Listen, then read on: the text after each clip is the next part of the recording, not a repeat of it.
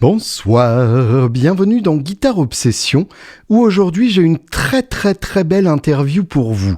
Le genre de document qui est quasiment historique dans l'histoire du business de la guitare. Il s'agit de Monsieur Mike Eldred. Je vous avais déjà parlé de Mike Eldred en vous racontant le salon Woodwire & Vaults en parallèle du NAMM 2026, où s'est déroulée donc cette interview.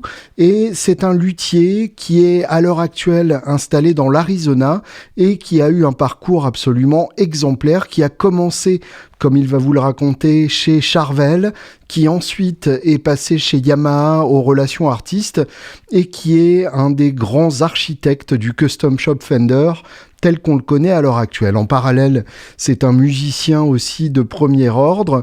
Il a tourné notamment avec Lee Rocker, vous connaissez évidemment le contrebassiste des Stray Cats, et avec son propre groupe, le Mike Eldred Trio. Il fait aussi de la musique à l'image. Bref, c'est un musicien accompli et un homme qui sait fabriquer une Telecaster mieux que personne. Je dois avouer que depuis que j'ai testé ces Esquires et Telecaster, eh bien, j'ai du mal à revenir à la mienne. Voilà, je devais le dire et ça me fait mal au cœur de le dire et j'espère qu'elle ne m'entend pas. Je vous laisse donc avec cette très belle interview et j'espère que ça vous plaira. Comme d'habitude, pour ce genre de contenu, n'hésitez pas à vous inscrire à la chaîne, à rejoindre mon Patreon qui me permet de faire des vidéos non sponsorisées comme ceci. Et puis, dans les commentaires, donc, racontez-moi votre relation au Fender Custom Shop, puisque vous avez forcément été touché directement ou indirectement par l'œuvre de Monsieur Mike Eldred.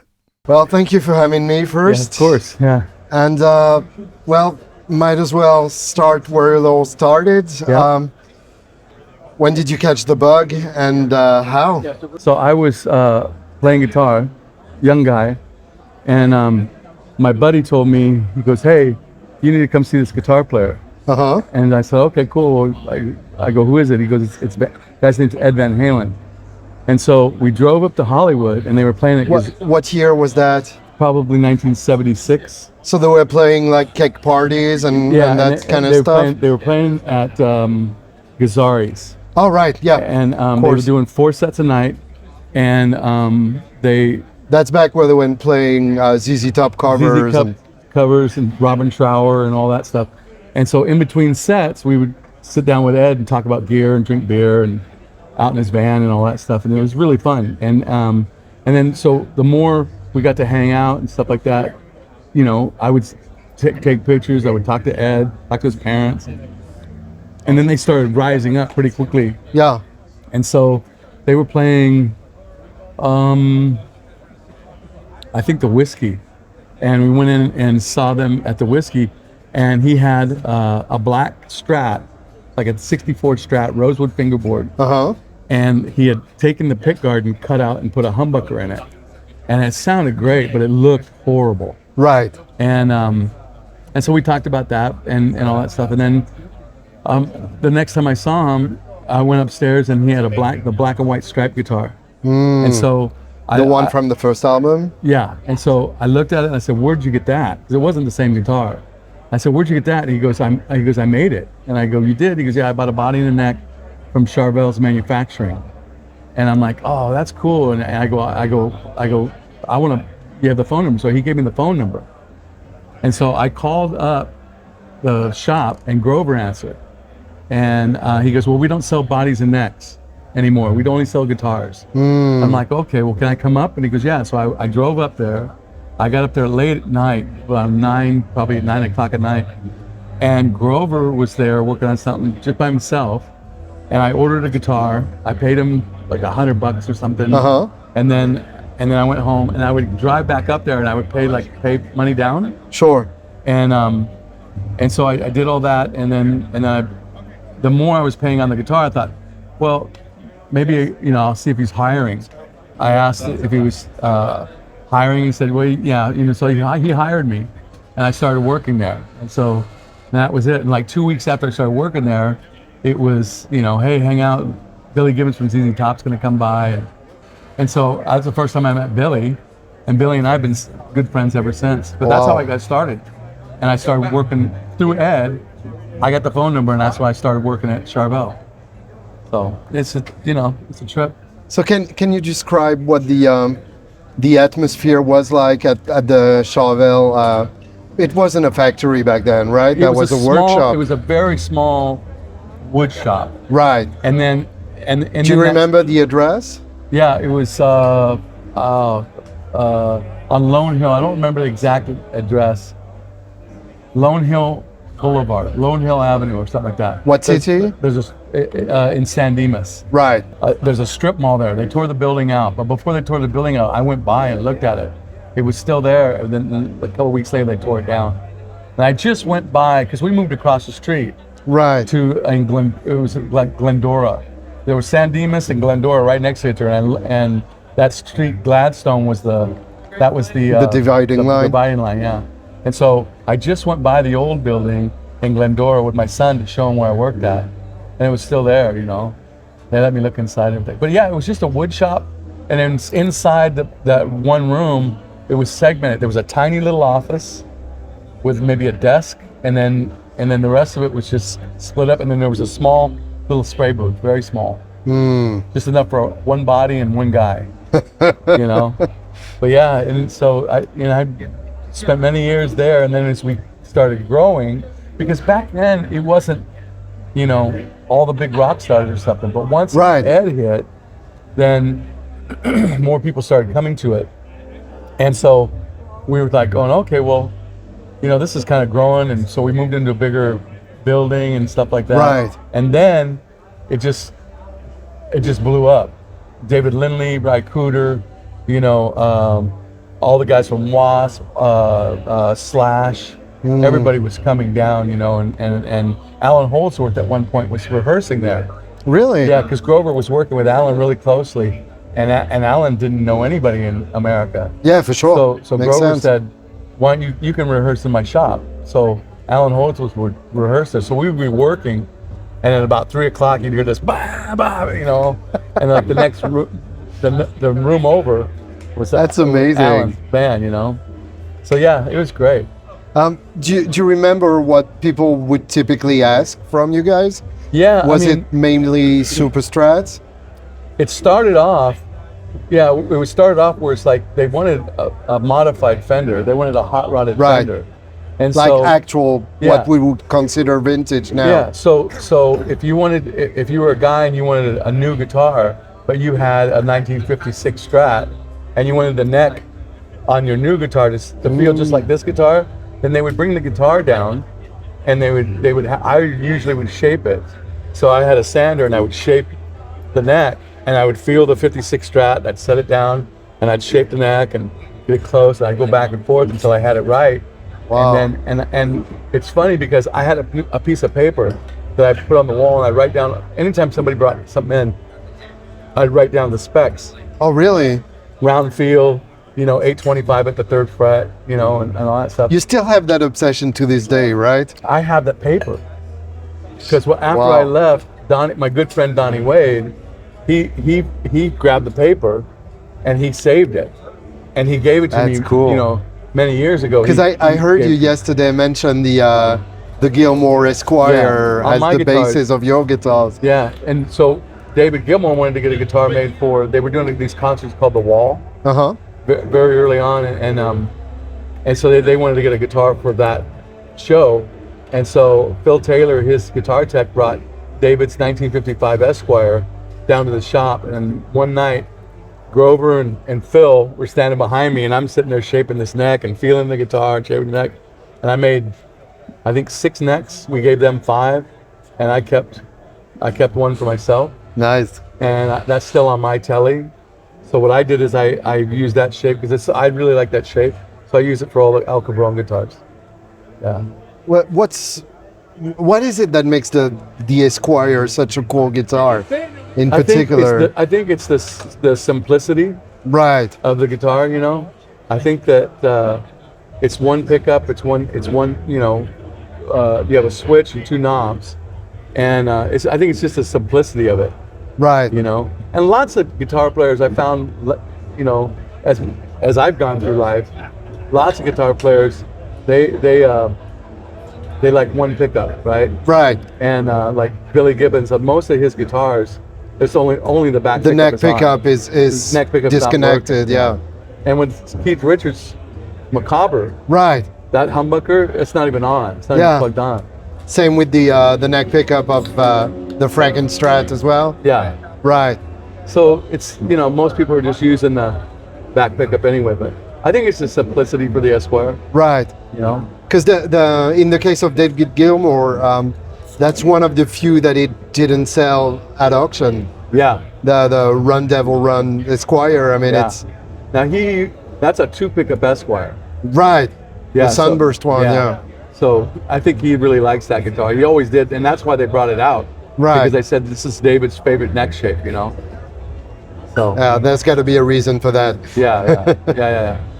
Okay, so how did you evolve from there to the following adventure? So yeah, I mean, I worked at Charvel for a long time in Jackson and all that stuff, and then as I grew into that, then I left Charvel and I went to go work for Yamaha for a little Okay. bit. What And- year would that have been? God, I think probably, I don't know. I want to say 80,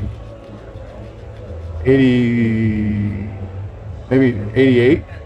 So back then, that was full on like shred and pointy headstocks and Yeah, right, yeah, and Floyd Rose galore. yeah. And then I went to go work at Yamaha, and I worked there for about 8 years, and then I left At there. at the custom shop. I did. I worked a lot with the custom shop people there, and I worked with Nathan East. I did a lot of the art relations at Nathan East, John Patitucci, Billy Sheehan. Sure. I worked with those guys a lot, and so then I left there, and I just played with Lee Rocker for a year straight Oh wow. in Big Blue, and I did that just for a year, and then I wanted to get off the road, settle down, and and because I just had my first daughter, Okay. and I just wanted to chill for a minute, and so I just did that, and then John Page called me out of the blue and asked me if I would come work at the custom shop. Now I couldn't figure out why he would call me, but he goes, "I heard you're looking for a job." I'm like, "Yeah."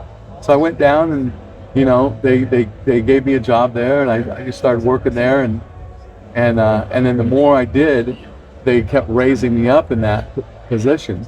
Where did you start off? I started off doing standing necks there. Always that obsession. Yeah, always standing necks in the custom shop, and I'm still standing neck. Right. But yeah, just doing that, and then Page decided to leave, and once he left, then they handed it over to me, and then I managed the whole shop, and then I was the director of marketing for the shop, and the What director. year was that? Probably 96, 97 is when I think I started there. Yeah. So what was that? The beginning of the whole relic thing? Pretty close, Well, right? Vince Canetto at that time was doing the relics. Yeah. They had an off-site guy doing So the you were relics, sending the bodies back and sending the forth. bodies back and forth, and it didn't make sense to me.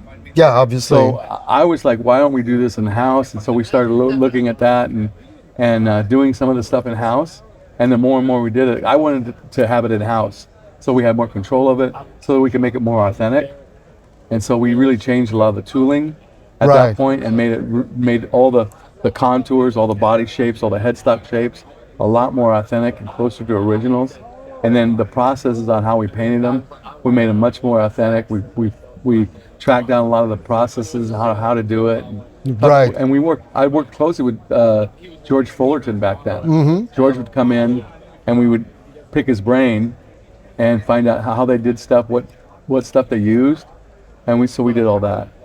Do you remember having the feeling that was going to catch up, or was that just something that was fun for you? It was growing over Right. and over. The more we did it, the more popular it became, and Right. and the more we made, the more people bought, and then we really started exploring it and trying different things like paint colors over colors and Right. things like that, and and then making them, instead of the thin Fender frets, we would put jumbo frets on them, and different pickups, Right. things like that, and then making Unfinished hot rod, necks or and then making hot rodded versions of a relic, humbucking in the back and things like that. What do you remember a tipping point in terms of the year that relics were the best sellers as opposed to non-relic guitars? Man, I don't. I think. In the 2000s, that's when it really started Right. jumping up and doing. Like mid 2000s, Yeah. something like that? Yeah, because we were at that point it was just going through the roof. I mean, Right. we were making them all the time. I mean, they still are now. For sure. Yeah. When John Page was doing it, there was always that part of it where it was like art guitars. There were art guitars, and John, that's really where John's heart is. Right. And so they were doing a lot of really cool, intricate, gold leaf and Yeah. things like that. And Like the Fabergé guitars. and George Hammack was carving stuff. Right. So they were doing a lot of that stuff too. But a lot of it was like Eric Clapton wanted to get a relic Strat or a relic Blackie or Right. a black guitar that didn't have any finish on the neck or had a super glue finish on it, Right. things like that. And so a lot of artists were cutting. Jeff Beck too, same thing. Right. Yeah. Once the custom shop adventure ended, how did you transition to Arizona? I mean, of all places. Well, I was running the custom shop, and they and I was doing all the marketing. I was running the shop. I was doing all the marketing. I was doing a lot. Yeah. And You were on the road a lot, yeah, and doing promoting all the custom dealer shop stuff as well. with Joe Reynoso Right. and everything. And we were getting more and more successful, and the more and more that happened, I was the only marketing kind of guy in California. Everybody else was in Arizona. And Okay. so they were kind of telling me, you should move to Arizona. And I was like, I don't want to move to Arizona. I was born in California. I want to live here. Because the headquarters Yeah, are at that there, point we were in right? Scottsdale, yeah. For tax reason, mostly, yeah. Yeah. And so one day, the president of the company at the time, Matt Johnapol, he said, hey, can we go to lunch? And I'm like, oh, yeah, sure. I'm not going to say no. So I went to lunch with him, and he just pitched it to me, and it's like, okay. And I came home, and I talked to my wife and my family, and it's like, yeah, let's go ahead and do it. And so we sold our house in California, and we moved out there and bought a house, and I've been out there now 20 years. Where did you live in California? I lived in a town called Paramount, which is like North Long Beach. Right. Yeah, and we really liked it there. We had a lot of fun, a lot of good friends there. You settled in Phoenix right away? Yeah, so we found it. We looked all around, and then we found this friend of ours said, what about Chandler? And so we went to Chandler and looked at it. And I grew up, my first job was working on a dairy. Oh, really? Yeah. So when we went and looked at Chandler, there was a lot of dairies around. So that smell Oh, wow, yeah. was familiar to me, and so I thought, well, this is kind of cool. And then we found a house. We looked at a bunch of houses, and we found a house we really liked. And so that was cool. And that's the house that Laurent came Yeah, visited me. right. Yeah. Do you remember what perception of Arizona you had, like Well, being a California guy? My aunt, who's Mexican, she lived in Tucson. Interesting. And so I would go to Tucson every once in a while to see them and visit them. So I knew about Arizona. I didn't like the summers there, but the rest of the year was beautiful from like Right. September to May. It's just it's amazing. And so, yeah, so I just thought, well, this will be kind of cool. We'll go do that and all that business. So I liked it. Yeah. Would you say Arizona inspired the folk art aspect of your current guitars? I think that my current guitar, there's a lot of different art aspects that I draw from. Right. Like I go to Mississippi a lot, and so that Sure. whole culture. Hence the 41 and 61 and 49. Yeah, right. And I recorded at Sun Studio, and I thought, well, so I grab on the cultures that mean a lot to me. My aunt was Mexican. I lived in primarily Latino communities when I was growing up, so that was really kind of part of my life. I'm not Mexican, but all my friends were Mexican. Right. And the families that I grew up with were Mexican. it's part of you anyway. So it's really part of the culture that I grew up in. So I like that. I like the Mississippi culture. I've been to Japan a bunch of times. I like the Japanese culture, the Asian influence too. So I draw from all of those different motifs and cultures, and that kind of it shows up in Cabron, the Cabron. And when I designed the Cabronita at Fender, Right. that's where that really kind of started. And when I was at Fender, the El Cabron ideas started coming to me, where it's like, okay, how do I make a really good guitar but have it with good, cool folk art on it? Right. So it's an art piece. It's still a great guitar at its core, but there's art involved, and so that every one of them is different. Right. You know? They're all unique. So if you buy one and I buy one, both of our guitars are maybe feel the same and play the same and sound the same, but they look different. Right. And I think that that's something that people gravitate towards. There's something to be said about imbuing soul into an instrument that you're Right. building. Right. And that's why, like on the Cabernet or the Cabrons, I put milagros on the side, Right. which are like Mexican. Little idols. Yeah, they're little ritual tokens and stuff, and they put them on shrines and stuff, on churches and stuff.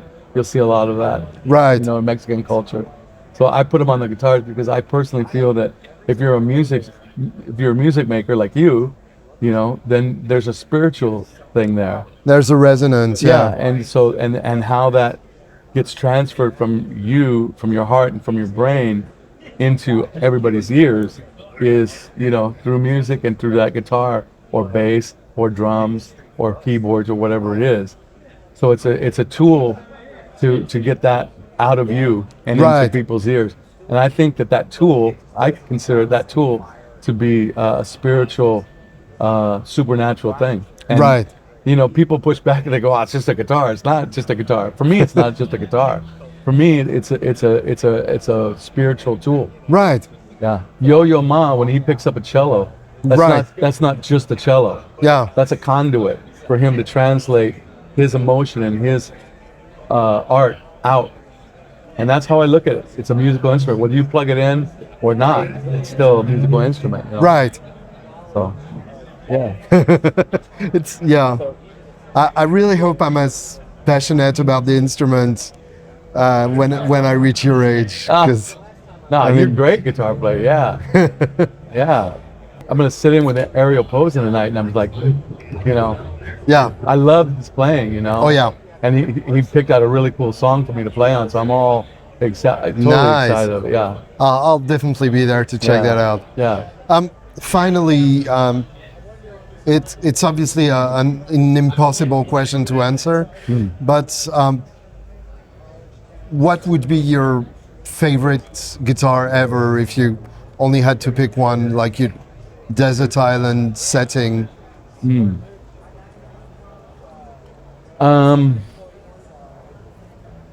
You know, I have a guitar at home that I made the neck on, which is based off of it's the sixth neck from the Gilmore thing. I got it's a 1968 Telecaster, but and it's, you know, a horrible guitar, really.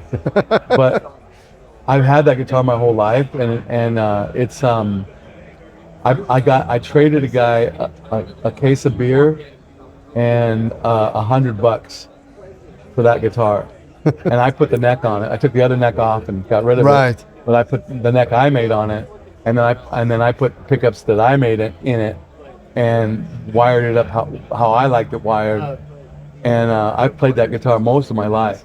But that guitar is the one guitar that I really would never get rid of. But So- there's other guitars too, like Scotty Moore gave me his ES-295. Yeah, that's not nothing. Yeah, that's, you know, and he signed it and stuff. So there's that one, you know. Todd Krause built me a Stratocaster, a Blackie. It's a Brownie Stratocaster, a replica of Brownie, but it's relic like a Blackie. And there's only a couple of those made, you know. And Todd gave it to me, and I was just like, I use that guitar a lot too. But it's like, it's all different things, you know, the Cabronita, I have the original, the first Cabronita at home. In what color? Black, it's the original, the very first one. I made the first one and kept it there, and then the second one I made for John Mayer. Right. And that's a 2-pickup one with rosewood fingerboard with no dots on the fingerboard. And John still has that guitar. Nice. But yeah, there's so many guitars, but I think the one would be that guitar, just because I've had it for so long. Right. And Scotty Moore signed it, Carl Perkins signed it, Ike Turner signed it, you know, all these signatures on the thing. So it's kind of cool to have, Yeah. you know. Guitars are cool to have, generally Yeah. speaking. I always say, and you'll like this, Julian, you'll never hear a guitar player say, man, I'm glad I got rid of that one. Right? They never That's say so that. true, yeah. They always wish they had them all Oh, yeah. still. Yeah. Yeah, there's a lot I wish I had kept. Yeah, me too. But I'm glad I kept the ones I do Yeah. have still, you know. Thank you, Mike. Yeah, merci. Thank you, my friend. Always great to talk to you. Same here. Many good memories with you too. Thank you.